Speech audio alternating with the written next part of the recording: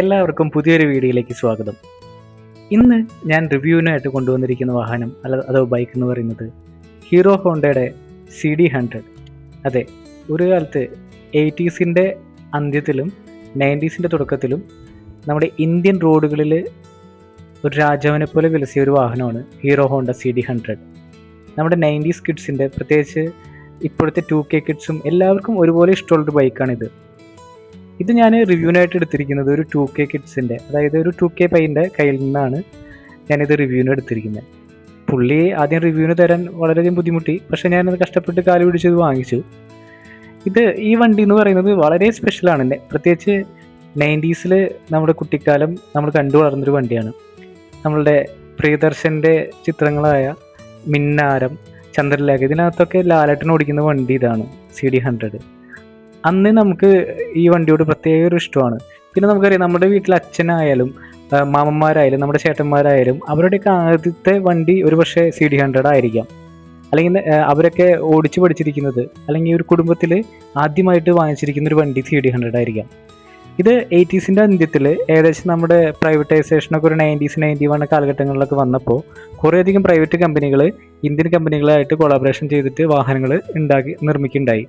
അതിൻ്റെ കര പിടിച്ച് വന്നതാണ് ഈ CD100, അതുപോലെ തന്നെ മാരുതി 800, പിന്നെ RX100 എന്നൊക്കെ പറയുന്ന കുറച്ച് വാഹനങ്ങൾ. അപ്പോൾ അതിൽ വളരെ ലെജൻഡ് അല്ലെങ്കിൽ ഇതിഹാസം എന്നൊക്കെ വിശേഷിപ്പിക്കാവുന്ന ഒരു വാഹനമാണ് ഹീറോ ഹോണ്ടയുടെ ഈ CD100.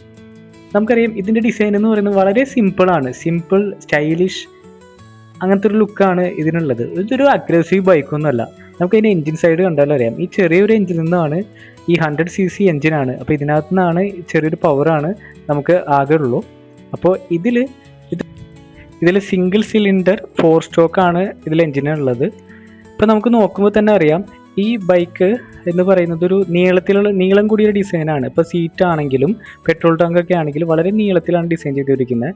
പിന്നെ ഇതിൻ്റെ ഹെഡ്ലൈറ്റ്, പിന്നെ ഓഡോമീറ്റർ, സ്പീഡോമീറ്റർ, പിന്നെ ഇൻഡിക്കേറ്റർ ലൈറ്റ്സ് ഒക്കെ ഒരു സ്ക്വയർ ടൈപ്പ് പാറ്റേൺ ആണ് ഫോളോ ചെയ്തിരിക്കുന്നത്. പിന്നെ അറിയാം, ഇപ്പോഴത്തെ 2K കുട്ടികളൊക്കെ അല്ലെങ്കിൽ 2K പയ്യന്മാരൊക്കെ ഈ മിറർ ഈ രീതിയിലാണ് വെച്ചിട്ട് ഓടിക്കുന്നതാണ് ഞാൻ കണ്ടിട്ടുള്ളത് റോഡിലൊക്കെ. അപ്പോൾ ഒരു വളരെ വ്യത്യസ്തമായിട്ട് രീതിയിൽ അവർ ഡിസൈൻ ചെയ്ത് പോകുന്നുണ്ട്. പിന്നെ ഒരു വിൻറ്റേജ് ലുക്കുള്ള ബൈക്കാണെങ്കിൽ നമുക്കറിയാം, ഇതിൻ്റെ ഹാൻഡിലൊക്കെ ഉണ്ടോ, വളരെ സിമ്പിളാണ്, സ്റ്റൈലിഷ് ആയിട്ടാണ് ഡിസൈൻ ചെയ്ത് വെച്ചിരിക്കുന്നത്. റിസ്റ്റോർ ചെയ്ത് നല്ല രീതിയിൽ നിർത്തിയിട്ടുണ്ട്. പിന്നെ ടാങ്കിൻ്റെ പെയിൻറ്റൊക്കെ സൂപ്പറാക്കി പെയിൻറ്റ് ചെയ്ത് വെച്ചിട്ടുണ്ട്.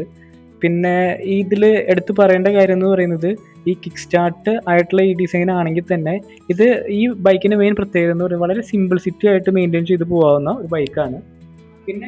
പിന്നെ എത്ര നാൾ വേണമെങ്കിലും ഇത് ഡ്യൂറബിൾ ആയിട്ട് നിൽക്കും, എത്ര കാലം വേണമെങ്കിലും ഡ്യൂറബിൾ ആണ്. പിന്നെ 1 ലിറ്റർ പെട്രോൾ അടിച്ചു കഴിഞ്ഞാൽ നമുക്കൊരു 70+ മൈലേജ് എന്തായാലും അന്നത്തെ കാലത്ത് ഇത് കിട്ടുന്നുണ്ടായിരുന്നു. പിന്നെ ഇതിൻ്റെ ബാഡ്ജ് കണ്ടോ, സൂപ്പറാണ്. അതായത് CD100 എന്ന് എഴുതിയിരിക്കുന്നത് തന്നെ നല്ല രസമാണ്. ഇത് വളരെ എവിടെ നിന്നാലും നമുക്ക് ഒരു ഐ ക്യാച്ചിങ് ആയിട്ടുള്ളൊരു ഡിസൈനും കാര്യങ്ങളൊക്കെയാണ് ഈ ബൈക്കിനുള്ളത്. പിന്നെ നമ്മൾ എപ്പോഴും റോട്ടിൽ ഇത് കണ്ടാൽ, ഈ ബൈക്ക് കണ്ടാൽ നമുക്ക് ഒന്ന് നോക്കാൻ തോന്നും. എന്താണെന്ന് വെച്ചാൽ, നമ്മൾ ഒരു കാലത്ത് 90s അല്ലെങ്കിൽ 80s ഒക്കെ ടൈമുകളിൽ ഏറ്റവും കൂടുതൽ റോട്ടിൽ കേട്ടിരിക്കുന്നത് ഈ ബൈക്കിൻ്റെ എക്സോസ്റ്റ് നോട്ടൊക്കെയാണ്. ഞാനിത് കഴിഞ്ഞിട്ട് ഒരു വീഡിയോൻ്റെ എൻഡിൽ ഇത് കേൾപ്പിച്ചു തരാം. പിന്നെ ഇതിൽ സ്പോക്ക് വീൽസ് ആണല്ലോ, അപ്പോൾ അതുകൊണ്ടൊക്കെ തന്നെ പണ്ട് ഈ തുരുമ്പിൻ്റെ ഒക്കെ പ്രശ്നങ്ങളുണ്ടായിരുന്നു. ഇതൊക്കെ ഫുൾ എന്താ പറയുക, ക്ലിയർ ചെയ്തിട്ടാണ് ഈ ബൈക്ക് ഇങ്ങനെ റീസ്റ്റോർ ചെയ്തെടുത്തിരിക്കുന്നത്.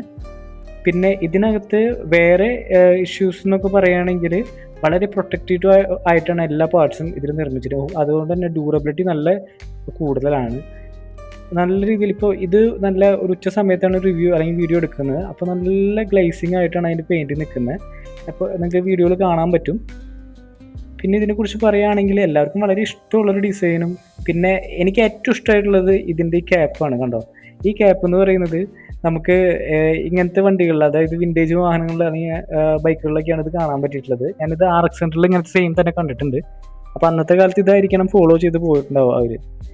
പിന്നെ എല്ലാവർക്കും വളരെ ഇഷ്ടപ്പെടുന്ന ഒരു ഡിസൈനും എളുപ്പത്തിൽ മെയിൻറ്റെയിൻ ചെയ്തുകൊണ്ടാവുന്നതാണ്. ഇത് ഏത് ടെറൈനിലായാലും, ഇപ്പോൾ ഗ്രാമപ്രദേശങ്ങളിലോ നഗരങ്ങളിലോ അല്ലെങ്കിൽ ഏത് റോഡുകളിലാണെങ്കിലും നമുക്കിത് സ്മൂത്തായിട്ട് ഓടിച്ചു പോകാം. പിന്നെ ഇതിൻ്റെ ഗിയർ ഷിഫ്റ്റ് ചെയ്യണ ലിവേഴ്സൊക്കെ കണ്ടാൽ തന്നെ അറിയാം, കാലിനൊക്കെ വളരെ എളുപ്പത്തിൽ കംഫർട്ടാണ് ഇത് പ്രൊവൈഡ് ചെയ്യുന്നത്.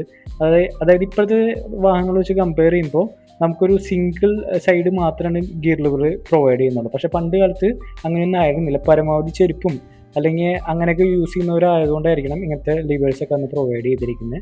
പിന്നെ ഇൻഡിക്കേറ്ററൊക്കെ കാണുമ്പോൾ തന്നെ നമുക്കൊരു വല്ലാത്തൊരു വിൻറ്റേജ് ഫീലാണ് നമുക്കിത് പ്രൊവൈഡ് ചെയ്യുന്നത്.